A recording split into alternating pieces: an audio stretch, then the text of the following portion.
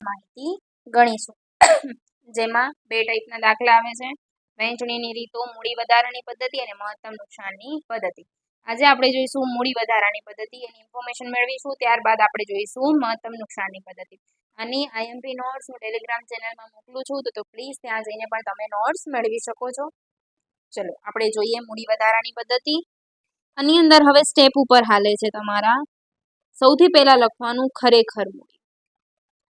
ખરેખર મૂડી જેટલા ભાગીદાર હોય એ બી સી જેટલી પણ તમારી હોય ત્રણેયમાં લખી નાખવાનું ક્લિયર ત્યારબાદ અહીંયા ભાગ્યા કરવાનું રહેશે તમારે એનું પ્રમાણ જેટલું પણ પ્રમાણ આપેલું હોય જેમ કે 3 જેમ 2 જેમ 1 જેમ ક્લિયર પછી અહીંયા જે ભાગાકાર કરશો એને કહેવાશે મૂડી પરિબળ શું કહેવામાં આવે છે એને મૂડી પરિબળ જે આન્સર આવશે હવે માની લો આ ત્રણમાંથી જે સૌથી ઓછું હોય સી હોય બી હોય યા તો એવું ગમે આવી શકે છે ઓછું હશે તો એ તમારું થઈ જશે પહેલું આપણે એને પરત કરવાનું રહેશે માની લો સી છે અહીંયા એક આપણે અમાઉન્ટ માની લઈએ માની લો 15,000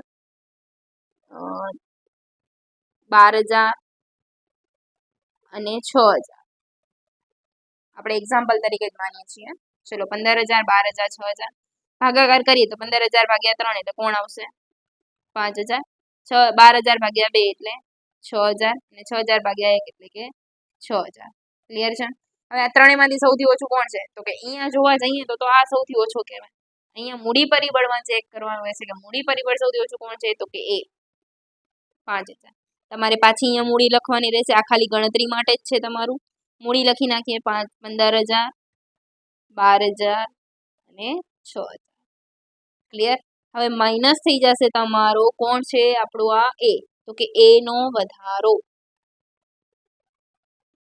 ક્લિયર છે શું થઈ જાય છે આમાં માઇનસ થઈ જાય એ નો વધારો તો એ વધારો કઈ રીતે કરવાનો તો તમારે કઈ રીતે લખવાનું તો કે 3 અહીંયા તો પૂરેપૂરા 15,000 જ માઇનસ થઈ જશે એટલે આ તો તમારું આન્સર 0 જ થઈ જશે અહીંયા કઈ રીતે તો આને પ્રમાણમાં વહેંચવાનું ના અત્યાર સુધીના દાખલામાં આપણે પ્રમાણમાં વહેંચતા હતા આનામાં શું કરવાનું છે તો આનું પ્રમાણ શું છે તો કે 3 એ 5 15,000 અહીંયા તમારે આ રીતે અહીંયા ગણતરી બતાવું છું તમારે રફ કામમાં લખવાનું 3 એ 15,000 તો 2 કેટલા કરીએ ચલો તો કે 15,000 ગુણ્યા 2 ભાગ્યા 15 સોરી 3 15,000 ગુણ્યા 2 ભાગ્યા 3 કેટલા આવશે 10,000 અહીંયા માઇનસ હશે તમારા 10,000 એ જ રીતે 3 એ 15,000 તો આનું પ્રમાણ શું છે 1 તો અહીંયા આવશે 1 એ કેટલા તો 15,000 ભાગ્યા 3 કેટલા આવશે 5,000 એ છે આ રીતે તમારે એની વહેંચણી કરવાની રહેશે તો 12,000 માંથી 10,000 જાય એટલે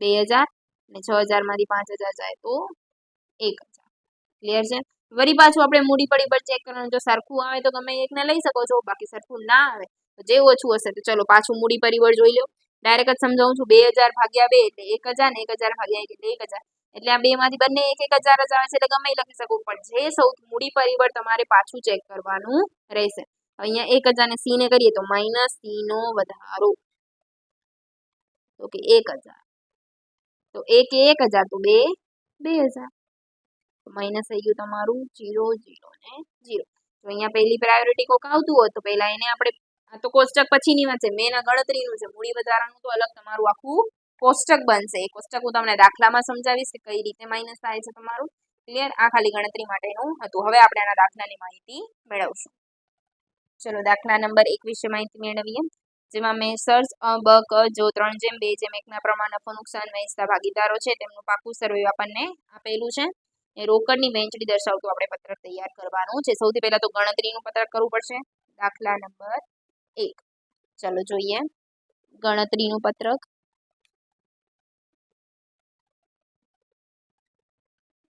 ક્લિયર સૌથી પહેલા શું લખી નાખશું વિગત કેટલા જણા છે આપણામાં એ બી અને સી અ બ અને ક ચલો પહેલા શું લખશું આપણે ખરેખર મૂડી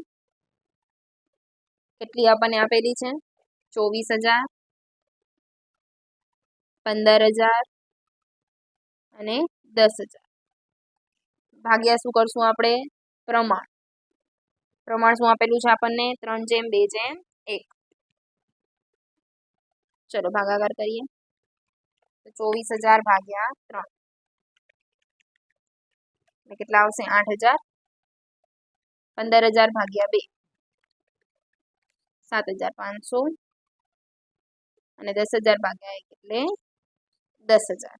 ક્લિયર? તો સૌથી પહેલા ઓછું કોણ આવે છે? તો કે 7500. તો પહેલો આપણે કોને કરશું? બી નો વધારો. ચલો લખી નાખીએ પહેલા વિગત એ બી સી. મૂડી કેટલી આવે છે આની? 24,000 છે.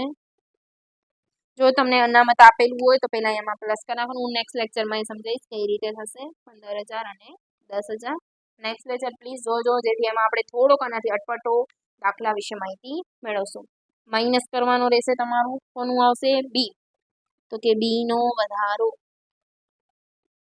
બી નો વધારો એટલે 7500 વધારો નથી કરવાનો. 7500 આપણે ખાલી શોધ્યા છે કે કોને આપણે ઓછા દેશું. વધારો કેટલાનો કરશું? 15,000 નો જ માઇનસ કરશું. તો હવે આનું કઈ રીતે શોધાય? તો કે 2 15,000 3 કેટલા? તો 3 ગુણ્યા 15,000 ભાગ્યા 2 કેટલા આવશે? 22,500. એવી જ રીતે 2 15,000 તો 1 કેટલા? તો શું થઈ જશે? અને તમે આમ પણ કરી શકો 7500 ગુણ્યા 3. આ જે તમારો આન્સર આવે છે એના ગુણ્યા આ કરો એટલે 22,500 ને આ કરો એટલે અહીંયા આવશે 7500. એ મેથડ પર તમે કરી શકો છો. જે આન્સર આવે એના ગુણ્યા અને જે આન્સર આવે એના ગુણ્યા એટલે આ મેથડ પણ કરી શકો છો. ક્લિયર? કરી નાખીએ. 7500 જોઈ લો. 7500 ગુણ્યા 3 કર્યા એટલે ડાયરેક્ટ 22,500 ને 7500 ગુણ્યા 1 એટલે 7500. જેનો વધારો આવે ડાયરેક્ટ કરી શકો. માઇનસ કરીએ. 24,000 માઇનસ 22,500 કેટલા આવશે? 1,500. અહીંયા 0 અને 10,000 માઇનસ 7500 એટલે કેટલા આવશે? 2,500. ક્લિયર?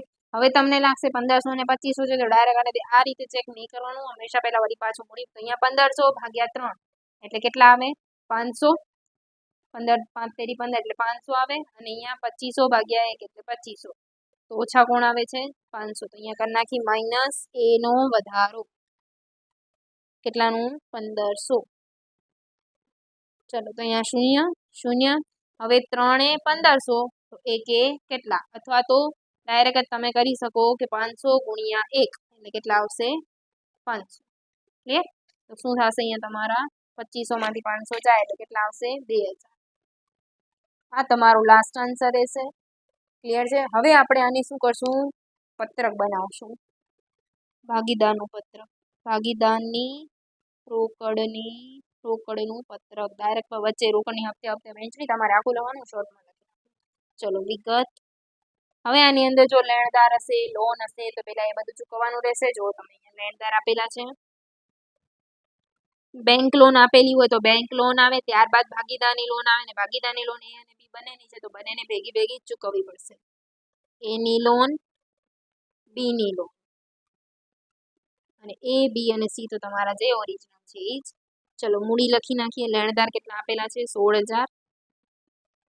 ત્યારબાદ એની લોન છે 6,000 અને બીની લોન છે 4,000. અને મૂડી તો આપણા પાસે છે જ. કેટલી છે આપણા પાસે? 24,000. જે ઓરિજિનલ મૂડી છે એ લખાશે અત્યારે 15,000 અને 10,000. ક્લિયર છે? અહીંયા સુધી આપણે ખાલી શું લખ્યું છે? મૂડી લખી છે. ચલો એક સેકન્ડ ખાલી લીટા પાડી લઉં છું એટલે આપણાને ક્યાંય ગણતરીમાં પ્રોબ્લેમ ના પડે. ચલો ત્યારબાદ સૌથી પહેલા આપણે શું કરવાનું? તો કે લેણદારને પરત કરવાના. તો કે પરત ક્યાંથી થાય? તો કે પહેલા રોકડ લખવાની. રોકડ તમારા પાસે આપેલી જ હશે. કેટલાની આપેલી છે? 2,000. એમાં પ્લસ થશે તમારો પ્રથમ હપ્તો. પ્રથમ હપ્તો કેટલાનો આપેલો છે? 15,000. પ્લસ કરી નાખો એટલે કેટલા થશે તમારા પાસે? 17,000. 17,000 માંથી પહેલા માઇનસ લેણદાર કરી નાખો 16,000. અહીંયા માઇનસમાં લખવાના 16,000 એટલે કેટલા વધશે તમારા પાસે? 1,000. હવે લોન છે ને બંને ભાગીદારની છે. બેંકની લોન હોત તો પહેલા બેંકને દે, પણ બંનેની ભેગી છે તો બંનેને ભેગી દેવી પડશે. તો માઇનસ એ અને બી ની લોન 1,000 જ દેવાના રહેશે. તો એને કયા પ્રમાણમાં દઈ દેશું? તો કે 6:4 ના પ્રમાણમાં વહેંચણી કરી નાખીએ. 1,000 ગુણ્યા 6 ભાગ્યા 10 એટલે 600. આને 600 મળશે અને 400. ક્લિયર? માઇનસ કરીએ એટલે અહીંયા શું આવશે? 0. બધાને પાછા નીચે ઉતારી દેવાના. અહીંયા પર શૂન્ય. 6000 માંથી 600 જાય તો 6000 માઇનસ 600 એટલે કેટલા આવશે? 5400. ત્યારબાદ 4000 માઇનસ 400 એટલે 3600. અહીંયા તો 24000 પૂરેપૂરા, 15000 અને 10000. ક્લિયર? ત્યારબાદ હવે બીજો હપ્તો લઈએ. બીજો હપ્તો જ્યારે 0 થઈ જાય ને પછી બીજો હપ્તો લઈ લેવાનો. ચલો બીજો હપ્તો કેટલાનો આપેલો છે? 10500. હવે આમાં લેણી હુંડી આવશે, ક્યારેક અલગ અલગ વસ્તુ આવશે જે આપણે નેક્સ્ટ લેક્ચરમાં માહિતી મેળવશું. ચલો પહેલા A અને B ની લોન અધૂરી છે તો પહેલા એને દઈ દઈએ માઇનસ લોન. ટોટલ કેટલી થાય? પ્લસ 3600. 9000 9000 આપણા પાસે અમાઉન્ટ છે તો માઇનસ કરી દઈએ. જો ન હોય તો પાછી આપણે વહેંચણી કરવી પડે. 3600 અને 5400. ચલો 10500 માઇનસ 9000 એટલે 1500.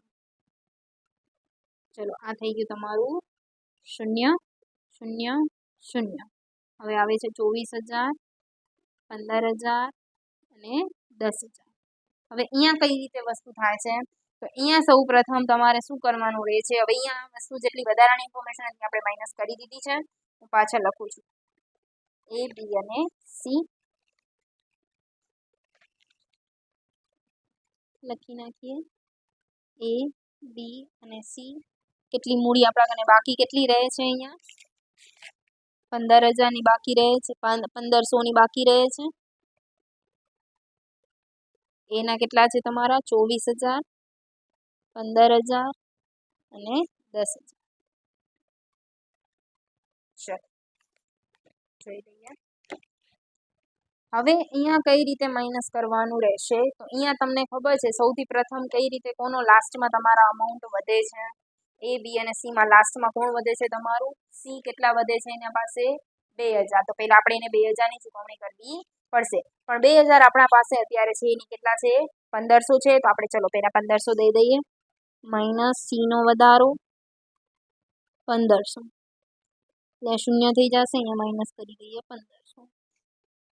ચલો 24000, 15000 અને 10000 માઇનસ 1500 એટલે કેટલા આવશે? 8500. આપણે દેવાના કેટલા છે ખરેખર એને? 2000 અને આપણે દીધા છે કેટલા? 1500. હજી આપણે 500 દેવાના બાકી છે તો આપણે કેમાંથી લેશું હવે? ત્રીજા હપ્તામાંથી. પહેલા જેનો વધારો આવે છે એ જ રીતે કરવાનું. ત્રીજો હપ્તો કેટલાનો છે આપણા પાસે? 14500. અને માઇનસ C નો વધારો 500 એટલે કેટલા આવશે? 14000. ચલો C ને દઈ દઈએ 500 એટલે આવશે અહીંયા 24000, અહીંયા આવશે 15000, અહીંયા આવશે 8000. હવે કોને દેવાનું? જે લાસ્ટમાંથી ઉપર હશે એને દેવાનું રહેશે. લાસ્ટમાં દીધો તો આપણે 2000 ને, હવે એની ઉપર એટલે કે આ બંનેને ભેગું ભેગું દેવું પડશે. જો ના હોય એટલા અમાઉન્ટ તો તમારે પ્રમાણમાં દેવું પડે, પણ દેવું પડશે બંનેને સાથે. એટલે 1500 અને 500 એટલે 2000. 2000 આપણા અકાઉન્ટમાં છે. ચલો માઇનસ કરી નાખીએ. A અને C નો વધારો 2000 કેટલાનો છે? આનો છે તમારો 1500 અને આનો છે તમારો 500. ચલો માઇનસ કરીએ એટલે અહીંયા તમારો આવશે 12000, 24000 માઇનસ 1500 કેટલા વધશે? 22500, 15000 અને 8000 માઇનસ 500 એટલે 7500. ક્લિયર? હવે જે અમાઉન્ટ વધશે એને તમારે નન્નુના પ્રમાણમાં ફાળવવાની રહેશે. માઇનસ નન્નુના પ્રમાણમાં 12000. નાનું આપણું પ્રમાણ કેટલું આપેલું છે? 3:2:1. ચલો વહેંચી દઈએ. 12000 ભાગ્યા 6 ગુણ્યા 3 6000, 2, 4000 1 એટલે 2000. ચલો માઇનસ કરીએ. શું થશે તમારું આમાં? માઇનસ 22500 માઇનસ 6000 કેટલા આવશે? 16500, 15000 માઇનસ 4000, 11000, 7500 માઇનસ 2000 એટલે 5500. હજી ચોથો હપ્તો આપણા પાસે છે. લખી નાખીએ ચોથો હપ્તો. ખૂટે તો વેચવાનું, ન ખૂટે તો નહીં વેચવાનું. માઇનસ નન્નુના પ્રમાણમાં 15,000 પૂરેપૂરા 0. ચલો 15,000 એના નાના પ્રમાણમાં વેચી નાખીએ. 7500, 5,000 અને 25. ચલો માઇનસ કરીએ. 16,500 માઇનસ 7500 એટલે આવશે 9,000. 11 માઇનસ 5 એટલે 6,000 અને 5,000 માઇનસ એટલે 3,000.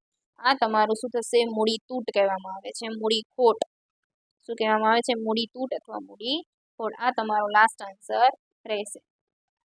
ક્લિયર છે?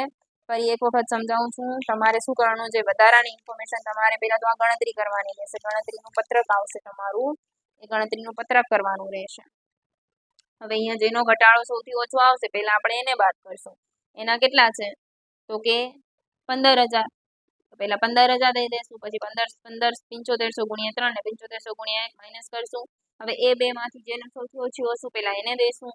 ત્યારબાદ તો કે લેણદાર, લોન, એ બધું બેંક લોન, બેંક ઓવરડ્રાફ્ટ જે પણ વસ્તુ આવતી હશે પહેલા એને દઈશું. ત્યારબાદ ABC સૌથી પહેલા કોને દેવામાં આવે? જે લાસ્ટમાં આવશે એને, ત્યારબાદ એના ઉપર. ક્લિયર? આ રીતે જો પૈસા ખૂટે તો લાસ્ટમાં તમારે શું થઈ જાય છે? એના વધે શું થઈ જાય છે?